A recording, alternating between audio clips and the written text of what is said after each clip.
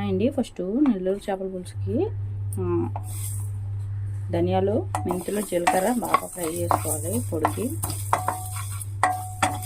బాగా వేయించుకోవాలి.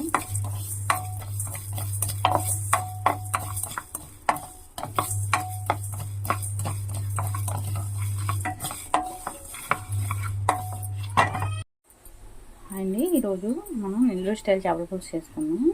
ఫస్ట్ అయితే ఆయిల్ పెట్టుకుని అందులో ఎర్రగడ్డలు వేసుకున్నాము.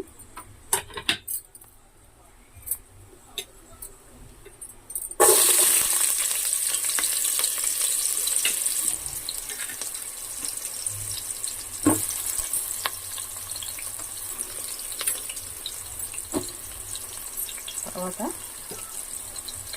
ముక్కలు వేసుకున్నాం. కొంచెం ఆవాలు వేసుకోవాలి. అందులో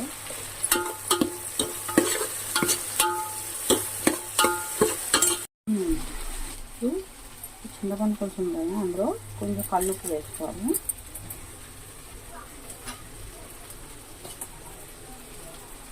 మిరప్పొడి మనకి ఎంత కావాలంటే అంత వేసుకోవచ్చు. 2 స్పూన్లు వేసుకోండి, చేపల పులుసు కదా. ఇది బాగా కలుపుకొని ఇందులో పోసేసుకోవాలి.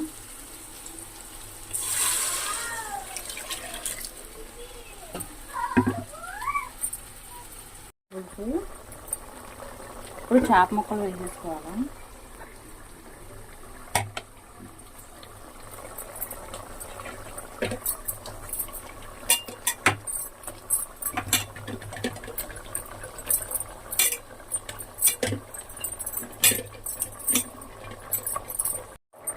మనం చేసుకున్నాం కదండి, మెంతులు, ధనియాలు, జీలకర్ర పౌడర్ అది కొంచెం వేసుకోవాలి.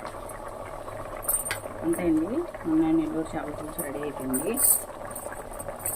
కావాలంటే కొంచెం కొత్తిమీర వేసుకోండి, లేదంటే మీ ఇష్టం. అంతే. మన ఛానల్ కనుక మీకు నచ్చినట్టయితే ప్లీజ్ లైక్ చేసి సబ్స్క్రైబ్ చేసుకోండి.